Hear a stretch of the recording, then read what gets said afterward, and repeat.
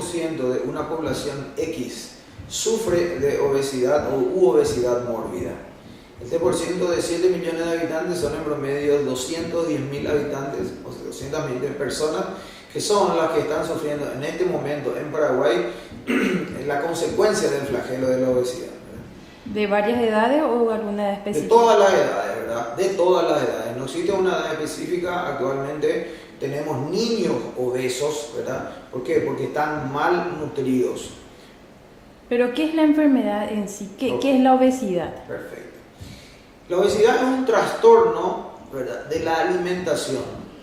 En el sentido de que cuando nosotros hablamos, por ejemplo, de la bulimia o la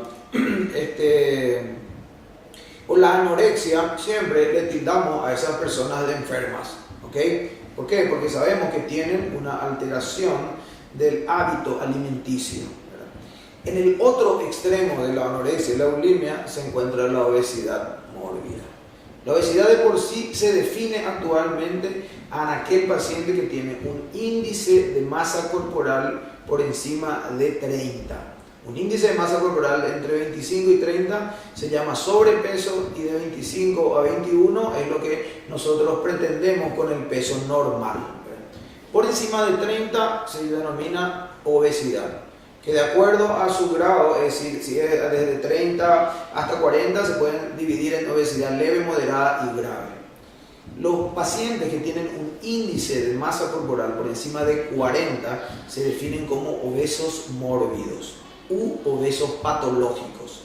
Es decir, que cuando uno tiene un índice de masa corporal por encima de este número, es decir, 40, todas las enfermedades relacionadas a la obesidad se exacerban, por decir así. Es decir, la hipertensión, la diabetes, la hipercolesterolemia, la hiperlipidemia en general, ¿verdad? Se empiezan a ver más pacientes con hipotiroidismos, ovarios poliquísticos, un montón de enfermedades relacionadas a la obesidad que causan una muerte más temprana o una calidad de vida de mucho menor tipo, ¿verdad?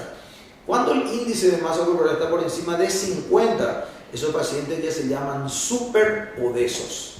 Cuando están por encima de 60, son los pacientes super obesos, ¿verdad?, que tienen obviamente mucha más comorbilidad que un paciente que tiene sobrepeso solamente, ¿verdad? Así que por lo tanto hay que entender que la obesidad debe considerarse como una enfermedad, no simplemente, como decimos frecuentemente, un gordito simpático o algo del estilo. No, el paciente obeso es un paciente enfermo.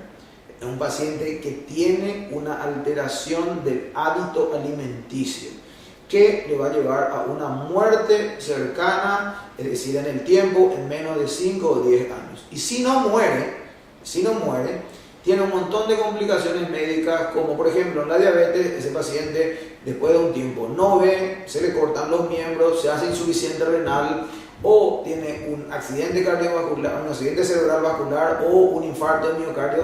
Si no llega a fallecer, eso produce una enorme pérdida de dinero para su familia y sobre todo para el país, porque el país eventualmente es el que tiene que ocuparse de los gastos médicos de esos pacientes que son handicapados, ¿verdad?, después de estas enfermedades.